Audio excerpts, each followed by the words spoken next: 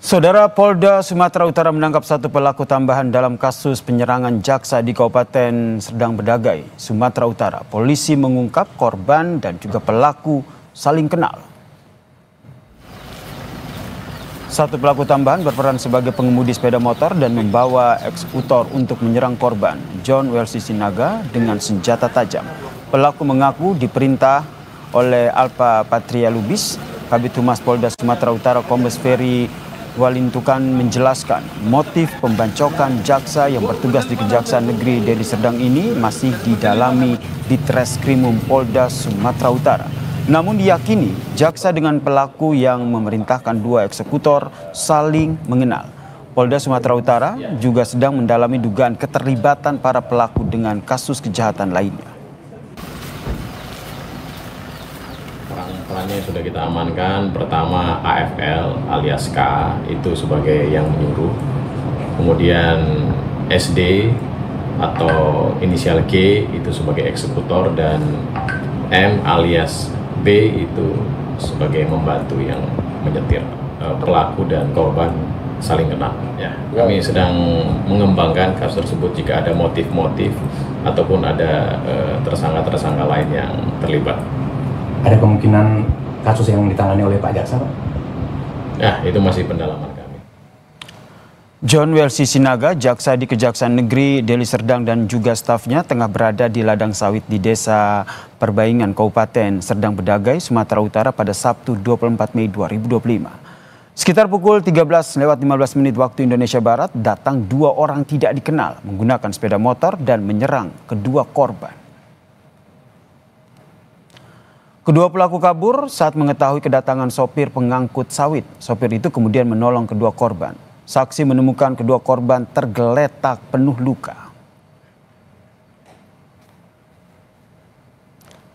Saksi kemudian menolong korban dengan membawa mereka ke RSUD Lubuk Pakam, Deli Serdang, Sumatera Utara.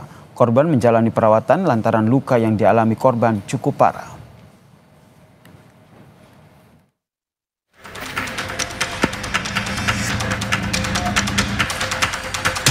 Polisi menangkap 3 pelaku penyerangan dengan senjata tajam terhadap jaksa Kejaksaan Negeri Deli Serdang, John Wesley Sinaga, dan seorang stafnya. Mereka merupakan eksekutor dan dalang di balik penyerangan itu. Salah satu pelaku ditangkap di Kota Binjai. Seorang saksi menjelaskan melihat 2 orang mengendarai sepeda motor dan meninggalkan lokasi kejadian. Tak lama berselang, terdengar suara korban minta tolong. Ada Vario 2 naik ke atas. Bilang kawan itu, ada kawanku satu lagi, "Bang, kenapa tangannya berdarah?" "Udah aman," kata dia. Rupanya nggak lama dibawa teriak, nggak tolong, mau dibacok katanya gitu. "Coba kejar itu, kejar ya kan." Gue bilang, "Kok aja ngejar, aku yang ke bawah nolong abang itu," gue bilang. Bapak langsung ambil larikan rumah sakit. Itu yang luka apanya aja, Bang, korbannya? Sini ya. Itu siapanya yang luka bagian situ, Bang? Bang Wewen itu, Bang Johnnya. Lagi ngapain korban itu, Bang, di situ? Panen sawit. Korban John Wesley Sinaga mengalami luka senjata tajam di pergelangan kiri, sementara satu korban lain mengalami luka di lengan kiri. Kedua korban kini dirawat di RSUD Amri Tambunan di Lubuk Pakam. Sementara polisi tengah mendalami motif dalam kasus ini serta memburu sejumlah orang yang diduga terlibat dalam kasus ini. Tim Liputan, Kompas TV. Kita bahas kasus penyerangan dengan senjata tajam terhadap jaksa Kejari di Deli Serdang bersama dengan Komisioner Kompolnas Muhammad Khairul Anam yang telah bergabung bersama kami di Kompas Petang. Selamat petang, Mas Anam. Ini bagaimana Kompolnas melihat kasus ini dan melakukan pengawasan terhadap kasus ini?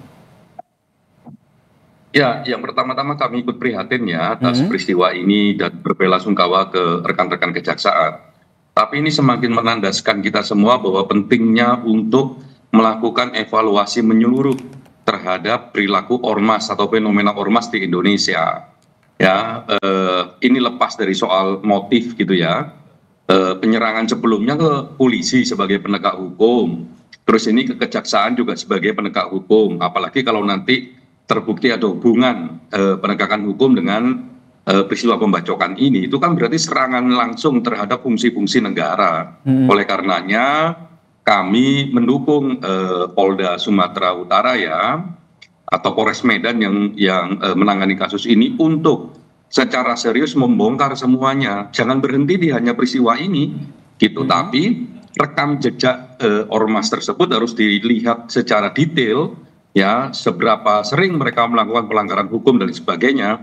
Kalau itu sudah melakukan pola kekerasan dan sebagainya, ya rekomendasikan untuk dibubarkan. Jadi tidak cukup berhenti di soal-soal per peristiwa. Saya kira ini penting untuk menjadi acuan kita, apalagi Pak Presiden, Pak Menko Polkam itu juga sudah memberikan perintah ya untuk memberikan atensi terhadap berbagai fenomena kekerasan yang dilakukan oleh ormas. Mas Anam sendiri sudah tahu terkait dengan korban ini tengah menyidiki ataupun menangani kasus apa dan apakah ada kaitannya dengan pelaku, mengingat informasi dari polisi korban dan juga pelaku ini saling kenal?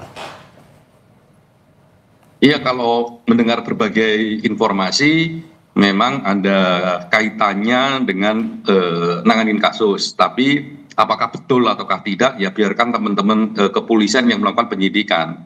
Tapi saya kira lepas dari soal motif ya, serangan identitas kepada penegak hukum ini harus dipandang sebagai sesuatu yang sangat serius, apalagi kalau ini bersinggungan dengan fungsinya. Kalau betul misalnya ini serangan terhadap jaksa adalah serangan ketika fungsi-fungsi kejaksaan ya melakukan fungsinya, misalnya informasi walaupun ini belum tentu benar atau tidak motifnya, ini karena putusan A terus dilakukan banding gitu ya, terus jaksanya diserang kayak begini. Kalau betul itu yang terjadi, ini kan berarti serius menantang negara. Oleh karenanya kita mendorong kepolisian khususnya yang sekarang terjadi Polda Sumatera Utara untuk bertindak tegas dan tidak mendorong polisi untuk bertindak tegas ya, Mas Anam. Anda tadi menyebutkan bahwa ada ormas begitu. Apakah Anda juga menilai ataupun melihat bahwa keterlibatan ataupun sosok orang-orang sebagai pelaku mereka di backing oleh ormas-ormas tertentu begitu sehingga akhirnya mereka berani melakukan aksi ini? Biasanya ormas kan memang merasa memiliki kekuatan, merasa memiliki kewenangan karena salah satunya di backing gitu ya. Saya kira momen saat ini seluruh Indonesia harus menjadikan momen untuk membongkar itu semua ke akar-akarnya gitu. Kalau perlu memang ormasnya dibubarin, biar tidak meresahkan masyarakat, tidak terjadi lagi pembakaran mobil polisi, tidak terjadi pembacokan kepada jaksa maupun kepada masyarakat, pemerasan dan sebagainya. Ya, mumpung ini juga Pak Presiden memberikan perhatian terhadap fenomena ormas. Gitu. Pak Kapolri juga iya, di secara internal kepolisian Pak Kapolri juga memberikan atensi terhadap berbagai perilaku ormas. Lah momen ini tolong digunakan sebagai satu momen untuk membongkar semuanya. Jadi kalau ada kasus, jangan hanya berhenti di kasusnya, tapi lihat polanya. Kalau polanya terus-menerus terjadi kayak begini, artinya memang sistematis. Tidak hanya pelaku lapangan yang harus diseret, yang bertanggung jawab, tapi juga siapapun yang memberikan perintah, siapapun pemimpin ormasnya. Ya, untuk ormasnya sendiri bisa dievaluasi. Ketika evaluasinya memenuhi syarat undang-undang ormas misalnya, ya bisa koordinasi dengan Menteri Dalam Negeri misalnya untuk membubarkan ormas tersebut. Karena kita tidak boleh kalah dengan para preman, kita tidak boleh kalah dengan perilaku tindak kekerasan. Negara ini diciptakan dengan perdamaian. Sebenarnya kita senang banyak ormas ya, karena esensinya adalah berorganisasi itu juga dilindungi oleh undang-undang, oleh konstitusi, tapi berorganisasi yang damai, ya, yang membantu masyarakat, membantu pemerintah, membantu negara untuk mengembangkan pembangunannya, bukan melakukan tindakan kekerasan, preman dan sebagainya.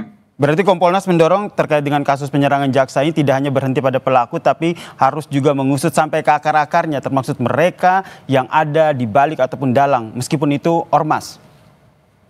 Oh iya, iya siapapun itu, baik organisasinya maupun aktornya, siapapun di balik itu harus diusut gitu, agar memang rasa nyaman di masyarakat terwujud. Rasa nyaman untuk melakukan fungsi-fungsi penegakan hukum oleh semua aktor penegak hukum, mau polisi mau jaksa juga aman. Ya kan, kemarin polisi mobilnya dibakar, ini sekarang kalau ini betul dengan ada kaitannya motifnya, backgroundnya dengan penegakan hukum, sekarang jaksa, nanti bisa hakim, bisa siapapun. Nah itu tidak boleh terjadi. gitu loh. Baik. Karena ini eksistensi negara sedang ditantang dengan serius oleh ormas-ormas kekerasan ini. Baik, terima kasih Komisioner Kompolnas Khairul Anam telah bergabung bersama kami di Kompas Petang. Salam sehat.